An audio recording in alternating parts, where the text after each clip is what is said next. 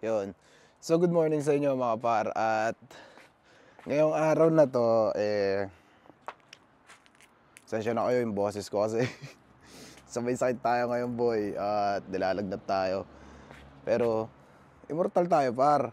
So, ngayong araw na to boy at papalitan na natin yung gulong natin. Orderan na natin siya boy. So, kung naalala nyo or napanood nyo yung nakaraang vlog ko, so, sabi dun sa may Ford, kailangan ko nang palitan yung gulong ko. Kasi, kung napapansin nyo, tingnan nyo yung gulong ko. Nag-ano na siya, nagbabatak-batak na. So, parang ano siya, hindi siya upod. Hindi siya upod pero tumitigas na siya. So, parang nag-i-slip na siya. So, kailangan natin siyang palitan ngayon. Orderan na natin siya. Let's go!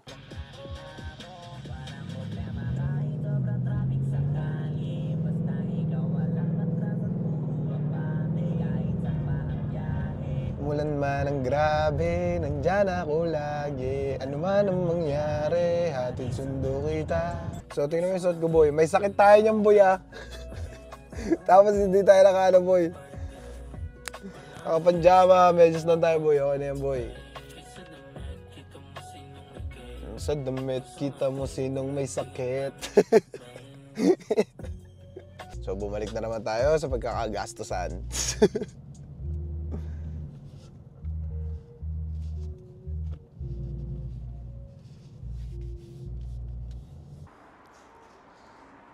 So, ngayon yung kotse natin, boy. Luminis siya. Luminis siya dahil sa ulan. Pero dumi niyang, boy. Kung lalapitan mo, boy. No? Para nagpa-change oil ako dito, boy. Ay ngayon nangyari, diba? Hindi nila ma-align or parang hindi nila ma-perfect yung PSI ng gulong ko. Kasi nga, so parang palitin na yung gulong ko. Kung totoo, hindi naman siya pudpud eh. Hindi siya pudpud par. Ano lang talaga, tumigas siya tapos nagka-crack.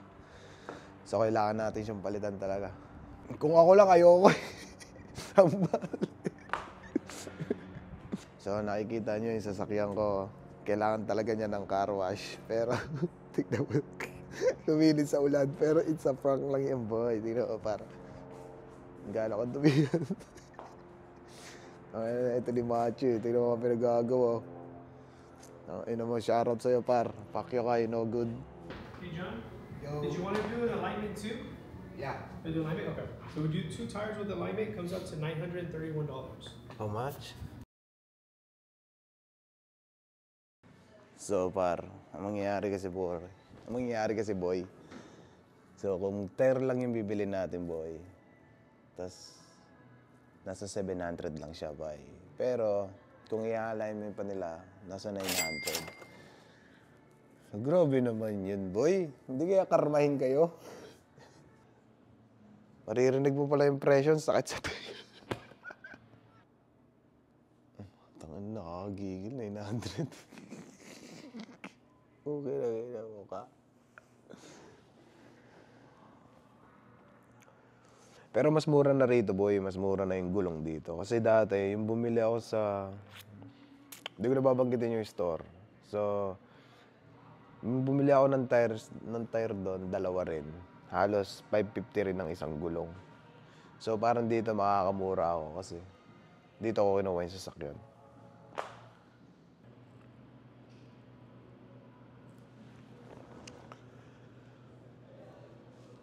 Total, you're looking about $931 in the back. 900. Yeah. So, 900 lahat, boy. Alright, that's deal. Yeah? Deal. Okay, I'm gonna get it ordered for you, okay? Alright. So I'll see you tomorrow then. Okay, see you Okay? tomorrow. Perfect. Thank you, bro. You too. Tang ina yan. Hindi ka naloko ako. Hindi, joke. The next day. So, good morning sa inyo mga par. At ito na yung day na papalitan na yung gulong. Kasi yung nangyari ng boy, umorder lang tayo ng gulong. Then, kasi o-orderin pa nila yon. Then, sasabihan nila tayo kung na-order na nila at pwede nang ikabit yung gulong natin. So, tumawag tayo sa Ford at sinabi nila na nandun na daw yung gulong. At pwede na daw nila ikabit yun kay Dugyot. So, ano pang hinihintay natin? Palitan na natin yan. Let's go!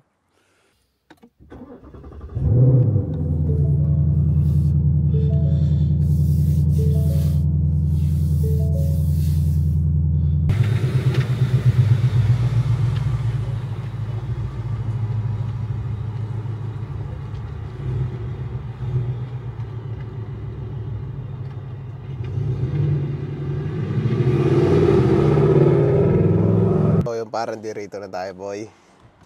At sakto nandito yung taong nakausap natin. Let's go na kaya. Yo, Rick! Hey, you said 1:30. What happened? Nah, man. Late. Always late, bro. I'm gonna try to get it done, okay? Alright. Oh, you need the key? Yeah, me too. Alright, here.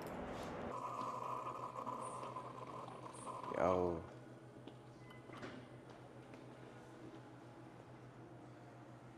Tapang puto.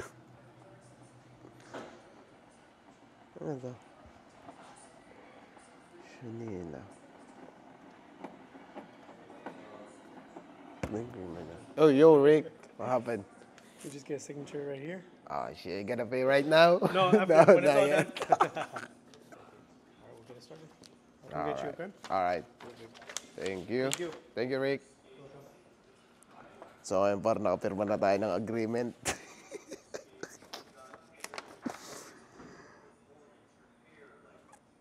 Okay, inang price yan.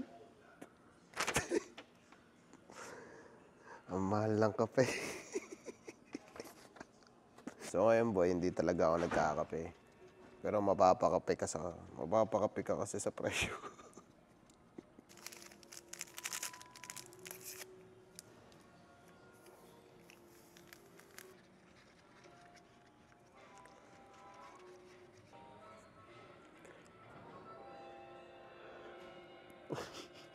Parang ayoko inumin.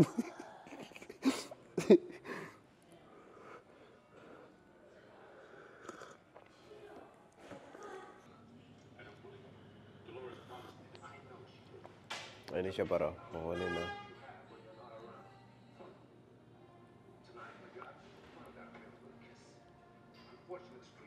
Yun na.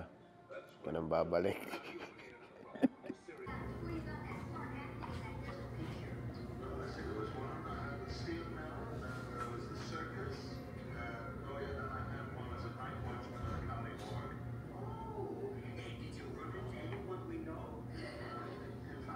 Two hours later. So, what's up, par?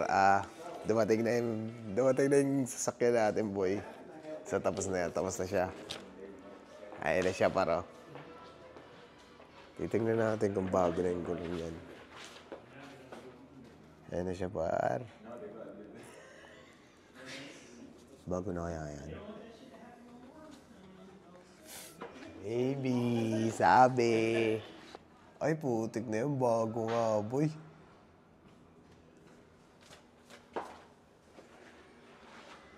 Bago nga, par. Nakita ako. Nakangiti na naman si Cyro. So, para okay na para magbabayad na tayo. All set? It's good. It's safe to drive. I mean, you take your trip, no problem. Is it safe to drive? Yeah. Alright. We'll just do the alignment after Okay. for the day. So, par kailangan natin bumalik para sa alignment kasi hindi daw nila nagawa.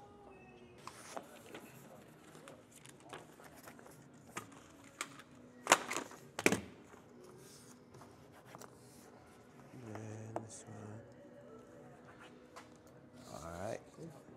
There we go. This weekend. Well, good luck, man. Alright, thank you, bro. Have a good one. You too. Take care. Thank you. Thank you. So, okay na tayo, boy. Pero babalik tayo next week para ano yung alignment niya. Pero sabi naman, safe naman daw siyang i-drive.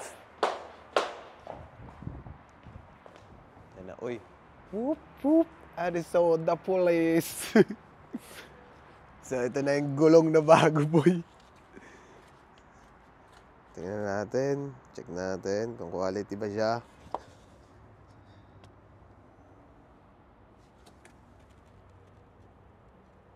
Ano to? Ba't may tama?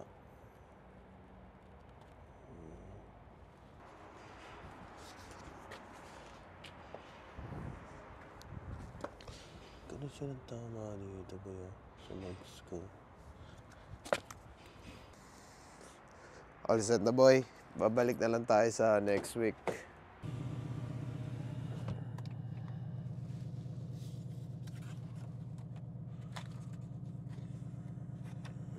So, parang gusto ko siya questionin eh.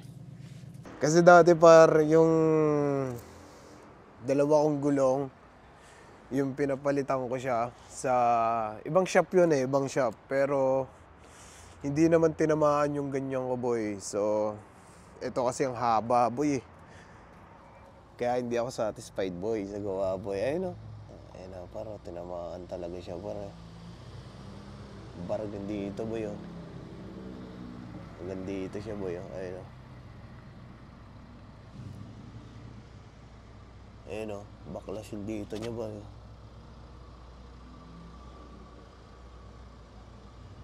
So, yung par. Tangay na par, inabot tayo ng gabi. So, uwi na tayo. At nagkasundo naman kami na parang kailangan muna ng appointment kasi may titingin dito sa mags ko. Then, yon, tignan natin kung ano mangyayari. Pero, shoutout pa rin sa inyo par. Thank you. Salamat sa paggawa ng gulong ko boy. At hanggang dito na lang tong video na to. Paalam!